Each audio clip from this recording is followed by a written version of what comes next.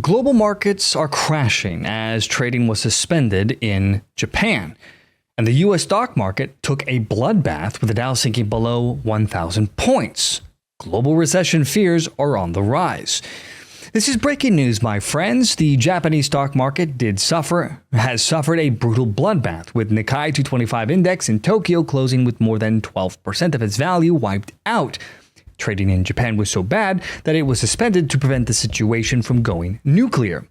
The ripple effect of this was stocks began plummeting across the globe. For example, in Taiwan, stocks plunged by 8%, which is the worst single-day drop in that country's history. The Taiwan Semiconductor Manufacturing Company, for example, which is the largest chip maker in the world, dropped by almost 10% of its value. And it didn't stop there. The European markets have also seen huge declines as well. Let's go through some of the list here. Stocks Europe 600 index fell as much as 3.2%. Germany's DAX index dropped by nearly 3%. France's CAC 40 declined by 2.6%. UK's FTSE 100 fell by 2.19%, hitting its lowest point in over a year. Italy's FTSE MIB plunged by 4%, and Spain's IBEX 35 dropped by 2.8%.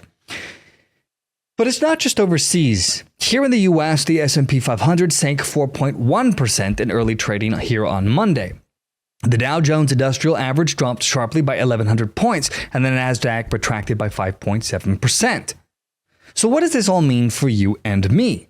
Already there's been widespread panic and increased market volatility going in.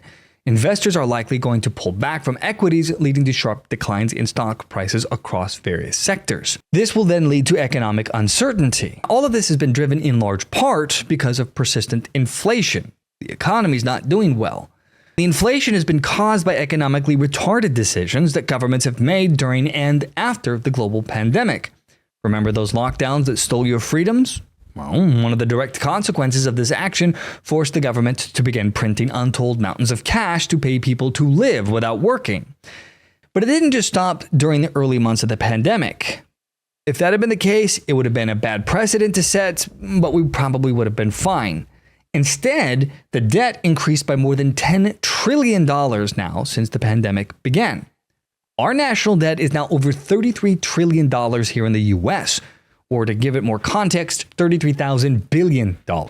You cannot have this many dollars printed and expect the value of your currency to maintain. And so our current inflation woes were guaranteed. We do not have smart people running our government these days here in the US. Our current administration has done nothing to help the economy since they took power, and certainly nothing to stop the madness of the endless, overwhelmingly massive spending. And because of this wild, ridiculous spending that our government has done, we have ended up with massive inflation, which is stripping the spending power of everyone except perhaps the uber elite. And unfortunately, just having wealthy people with spending power is not sustainable for any economy. You need regular folks to be able to go out and buy things. Without it, you have no hope of maintaining an economy, and you're going to end up with economic collapse. And so because of all of this, we can expect that many businesses will likely delay any kind of investments they might do.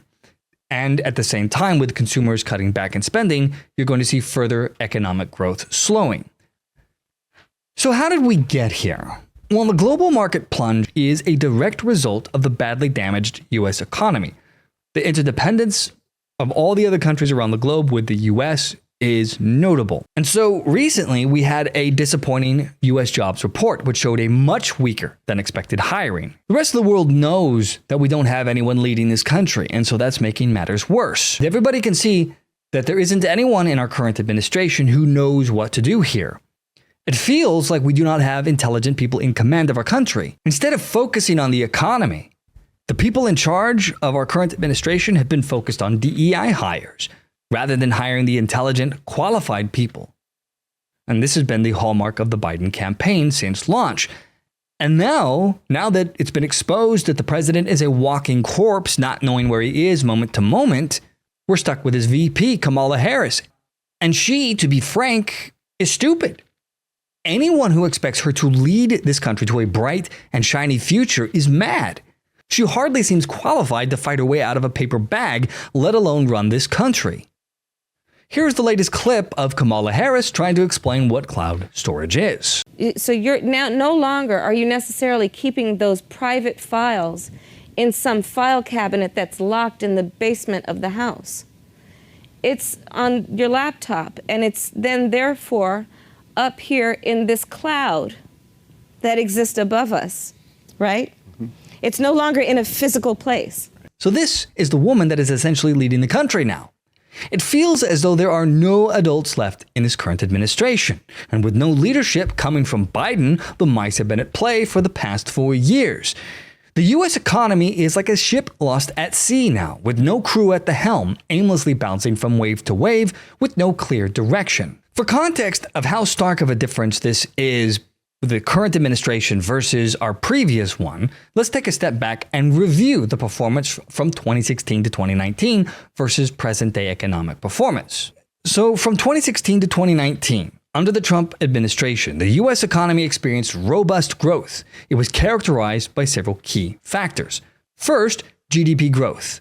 The U.S. GDP grew at an average annual rate of about 2.5 to 3%, which is really good during this period. The growth was driven by strong consumer spending. There was a lot of business investment and favorable fiscal policies, including tax cuts and deregulation, which is very good for business. There's too much bureaucracy, and that slows down company growth. So cutting it is helpful. Now, this led to a very low unemployment rate. It steadily declined under the Trump administration, and it reached a 50-year low of 3.5% by the end of 2019, right before the pandemic. This was largely due to job creation across a lot of sectors, including technology, healthcare, and manufacturing. And because of this, the stock market was booming. It saw significant gains. You had the S&P 500 and the Dow Jones Industrial Average reaching record highs during this time. And investor confidence was bolstered by corporate earnings growth and a favorable business environment. So all was good, and this led to consumer confidence. It was high, and it reflected the optimism about the economy's direction and personal financial situations for the average American citizen. This confidence translated into increased consumer spending, which is a critical driver of economic growth. And as part of that, what about inflation and wages? Well, inflation remained relatively low and stable. It was maintaining around the Federal Reserve's target of 2%. Wage growth also was picking up during this time, particularly in the latter part of the Trump administration prior to the pandemic. It benefited from a tight labor market, so people were doing well. Now let's contrast with present day. The current economic landscape is marked by several massive challenges now. GDP growth, well, it has slowed significantly compared to the 2016-2019 period. And the excuses given here was, well, the lingering effects of the COVID-19 pandemic. There were supply chain disruptions and geopolitical tensions and blah, blah, blah, blah, blah. Nevertheless, here we are.